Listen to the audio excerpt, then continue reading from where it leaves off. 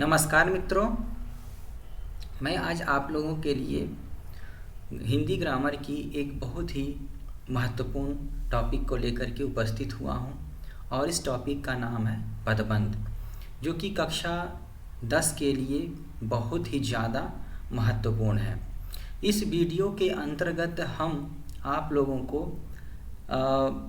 पदबंध तो बताएंगे ही बताएंगे, साथ में पदबंध के पहचानने के नियम भी बताएंगे। पदबंध के कितने भाग होते हैं, यानी कितने प्रकार होते हैं, ये भी बताएंगे। और साथ में हम ये भी बताएंगे कि पदबंध जो है, अगर कोई सेंटेंस रहेगा तो उस सेंटेंस यानी उस वाक्य में कौन सा पदबंध है। ये टोटल सारी आपकी डाउट इस वीडियो में हम सॉल्व करेंगे। चलिए वीडियो स्टार्ट करते हैं। आप लोग का यूनिक हिंदी ज्ञान चैनल पर स्वागत है। देखिए, पदबंध पहला क्या है, आपका टॉपिक आपका पदबंध है, ठीक है। लेकिन आप लोगों को मैं पदबंध पढ़ाने से पहले थोड़ा सा थोड़ा सा इनके बारे में भी जानकारी हासिल कर लिया जाए तो अच्छा रहेगा। किसके बारे में? संज्ञा के बारे में। सब लोग जानते हैं कि संज्ञा, सर्वनाम, विशेषण, क्रिया और क्रिया विशेषण, ये इसको पहले थोड़ा सा जान ले, फिर हम इसके बाद में पदबंध की ओर बढ़ते हैं। संज्ञा क्या है, आप लोग बहुत गौर से इस वीडियो को देखिएगा और इस वीडियो को देखने, जब आप वीडियो के लास्ट तक देखते जाइएगा, डेफिनेटली आपका सारा डाउट क्लियर होता चला जाएगा। तो मैं आप लोग को ज़्यादा समय नहीं लूँगा, देखते रहिए। संज्ञा क्या है? तो संसार के जितने भी नाम हैं संज्ञा कहते हैं, ठीक है। कोई भी नाम हो, चाहे वो आपका व्यक्तिवाचक हो, चाहे जातिवाचक हो, चाहे भाववाचक हो, जितने भी प्रकार के नाम हैं वो सब संज्ञा में आएंगे। यहाँ पर हमने दो ले लिया है, जैसे राम है और हिरण है। उसी प्रकार से देखते हैं सर्वनाम क्या है। तो संज्ञा के स्थान पर प्रयोग होने वाले शब्द सर्वनाम कहलाता है। हम लोग बचपन से आज तक यही सब पढ़ते आ रहे हैं, संज्ञा, सर्वनाम, विशेषण, क्रिया विशेषण। थोड़ा सा आप लोग का समय ले रहा हूँ। सर्वनाम क्या है? तो संज्ञा के स्थान पर प्रयोग होने वाला शब्द सर्वनाम कहलाता है। जैसे वह, यह, इसका, उसका, उसका, उसकी, उसके, तो ये जितने भी हैं आपके किस में आएंगे? सर्वनाम के कैटेगरी में आएंगे। चलिए विशेषण देख लेते हैं। संज्ञा या सर्वनाम की विशेषता बताने वाला शब्द क्या है? विशेषण कहलाता है। जैसे राहुल बुद्धिमान लड़का है, तो इस सेंटेंस में ये जो बुद्धिमान आ गया लड़का, ये बुद्धिमान जो शब्द है, ये इसकी संज्ञा की विशेषता बता रहा है। मोनिका सुंदर लड़की है, तो यहाँ पर मोनिका कैसी लड़की है? सुंदर है, तो इसकी विशेषता संज्ञा की विशेषता बता रहा है। जबकि इसका डिफिनेशन क्या है? संज्ञा और सर्वनाम की विशेषता बताने वाला शब्द क्या है? विशेषण कहलाता है। चलिए स्टार्ट करते हैं। नेक्स्ट क्या है? वर्ण किसे कहते हैं? तो भाषा की सबसे छोटी इकाई क्या है? ध्वनि है, जिसके टुकड़े नहीं किए जा सकते हैं, वर्ण कहलाते हैं। अब शब्द क्या? ये देखिए, मैं टोटल आपके वर्ण पदबंध की तरफ बढ़ूंगा, लेकिन आप लोगों को हर एक चीज़ को इस बारे में जानकारी होना बहुत ही ज़रूरी है। अच्छा, वर्ण जान गए हैं कि भाषा की सबसे छोटी इकाई ध्वनि है और इसके टुकड़े नहीं किए जा सकते, वर्ण कहलाते हैं, ठीक है ना। शब्द किसे कहते हैं? तो एक या एक से अधिक वर्णों के मेल से बनी सार्थक ध्वनि को क्या कहते हैं? शब्द कहते हैं।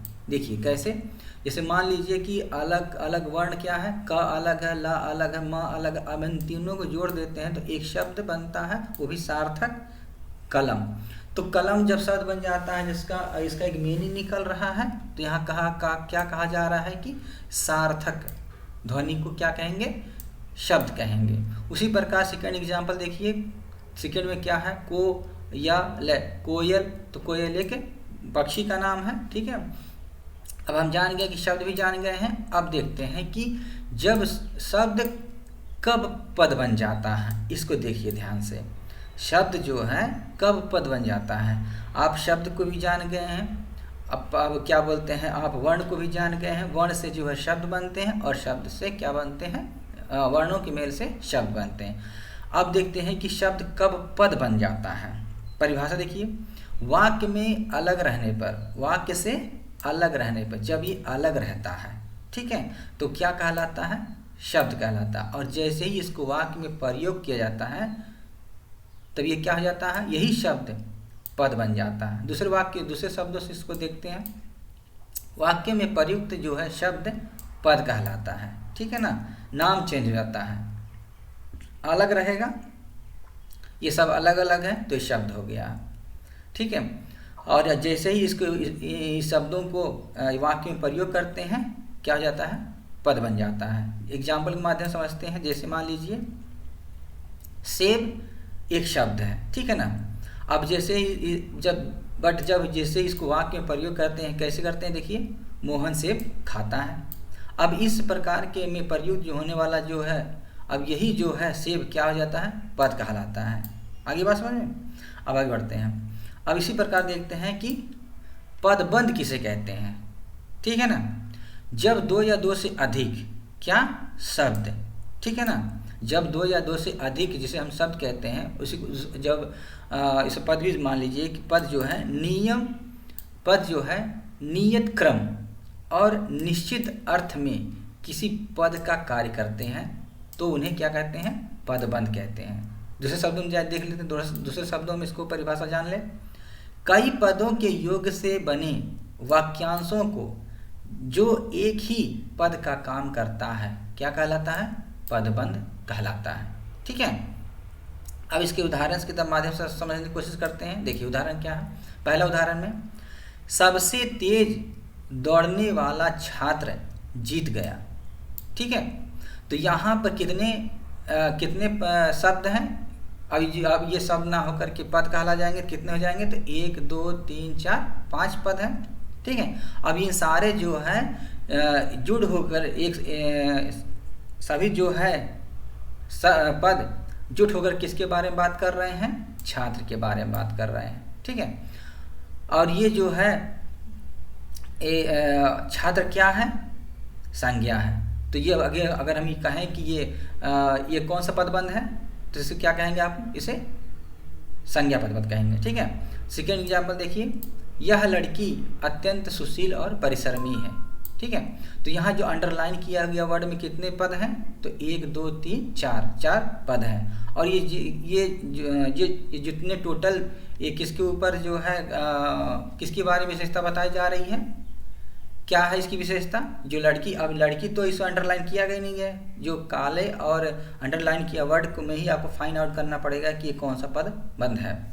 तो यहाँ पर जो लड़की तो अंडरलाइन किया नहीं, कि बात की जा रही अत्यंत सुशील और परिश्रमी है, तो ये इसमें कौन सा पद बंद होगा, ये जितने भी पद हैं किसके बारे में बात किसको एक्सप्लेन कर रहे हैं, किसकी क्या लड़की क्या विशेषता बताई जा रही है, यह सुंदर, अत्यंत सुंदर और परिश्रमी है। तो इसमें क्या होगा, विशेषता बताई जा रही लड़की की, तो क्या आ जाएगा, विशेषण पदबंध हो जाएगा, ठीक है ना। देखते हैं थर्ड वाला। देखिए नदी बहती चली जा रही है। अब नदी जो है वो क्या कर रही है, इसमें कितने पदबंध हैं ये भी देख लीजिए। तो 1 2 3 4 हैं। तो ये जितने भी ये जो बता रहे हैं ये क्या 4 नहीं 5 हैं, 1 2 3 4 5 हैं। तो ये टोटल क्या किसके बारे में एक्सप्लेन कर रहे हैं, कि वह क्रिया के बारे में कह रहे हैं कि नदी जो है क्या कर रही है, बहती चली जा रही है, जिसमें क्रिया पदबंध होगा। चौथा देखिए, चौथा में क्या बात हो रही है कि नदी जो है कल कल करती हुई बह रही है, ठीक है। तो नदी क्या कर रही है कि इसमें कितने पदबंध हैं, तो एक जो कल कल जो इसको एक मान लेते हैं, करती 2 और हुई जो 3, इसमें 3 पदबंध हैं। और अब किंतु ये सब मिलकर के एक ही पद क्या है, एक ही पद अर्थात क्रिया विशेषण का काम कर रहे हैं, ठीक है ना। तो यहाँ हो जाएगा क्रिया विशेषण पदबंध। इसी को हमने यहाँ पर एक्सप्लेन अलग से लिख करके एक्सप्लेन कर दिया है कि उपयुक्त वाक्यों में काला छपे और तथा जो है काला छपे रेखांकित शब्द पदबंध है। पहले वाक्य में सबसे तेज दौड़ने वाला छात्र में 5 पद है, मैंने पहले कहा था 1 2 3 4 5 पद है और 5 पद, किंतु ये सब मिल करके एक ही पद अर्थात संज्ञा का कार्य कर रहे हैं। संज्ञा का यहाँ पर क्या कर रहे हैं कि सबसे तेज दौड़ने वाला लड़का क्या है, जीत गया। दौड़ने वाला छात्र क्या है, जीत गया। छात्र के बारे में बात है तो छात्र किस में आएगा, संज्ञा में आएगा। उसी प्रकार दूसरे वाक्य में अत्यंत सुशील और परिश्रमी में क्या है, 4 पद है, किंतु ये सब मिलकर के एक ही पद अर्थात विशेषण कार्य कर रहे हैं। यहाँ पर देखिए सेकंड वाले में तीसरे वाक्य में क्या है, तो तीसरे वाक्य में क्या कह रहा है कि नदी बहती चली जा रही है। तो यहाँ पर कितने पद यहाँ पर बता रहे हैं कि बहती चली जा रही है, टोटल कितने हैं, 5 पद हैं, ठीक है ना, 1 2 3 4 5 हैं। और ये किंतु ये मिलकर के एक ही पद अर्थात क्रिया का काम कर रहे हैं, ठीक है ना। तो यहाँ पर क्या हो जाएगा, क्रिया पद बन जाएगा। चौथे में क्या है, कल कल करती हुई, यही सब अंडरलाइन किया गया ना, कल कल करती हुई चौथे में। तो यहाँ क्या कह रहे हैं कि इसमें 3 पदबंध हैं, कल कल जिसको एक माना जाता है और करती हुई 3 हो गया, 3 पदबंध हैं और ये सब मिल करके एक ही पद अर्थात क्रिया विशेषण का कार्य कर रहे हैं। तो यहाँ क्या हो जाएगा, क्रिया विशेषण पदबंध हो जाएगा, ठीक है। तो हमने यहाँ पर आपको जो है कि पदबंध के उदाहरण दी, पदबंध की परिभाषा और पदबंध के उदाहरण दिए हैं। अब इसके आगे इसके मुख्य बिंदु की तरफ बढ़ते हैं। इसका मुख्य बिंदु क्या है कि इस प्रकार रचना की दृष्टि से पदबंध के 3 महत्वपूर्ण 3 बातें आवश्यक है। कौन कौन सी क्या है कि एक तो यह है कि इसमें 1 से अधिक पद होते हैं, ठीक है, ये तो कंफर्म है। दूसरे यह कि पद इस प्रकार से संबद्ध होते हैं कि इनसे एक इकाई बन जाती है, ठीक है, ये भी। तीसरा क्या है, तीसरे पदबंध किसी वाक्य का अंश होता है। ये तीन जो चीज़ें हैं इसकी पदबंध की मुख्य बातें बताई जा सकता है जानने के लिए।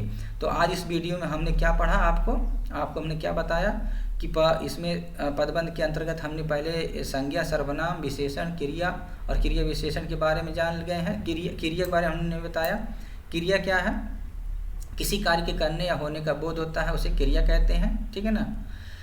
तो इस प्रकार जो हमने यहाँ पर आप लोग के सामने कुछ परिभाषाएं प्रस्तुत की हैं, और वर्ण की, या शब्द की भी, और शब्द कब पद बन जाती है इसके बारे में बात किए थे। पदबंध की परिभाषा ही बताएं, इसको कैसे पहचाने ये भी बता दिए हैं। अब आगे की वीडियो में हम आपको क्या बताएंगे कि हम आगे वीडियो में पदबंध के कितने भाग होते हैं, यानी कि कितने पार्ट्स होते हैं, सेकेंड पार्ट्स में हम इसको एक्सप्लेन करेंगे। तब तक के लिए नमस्कार।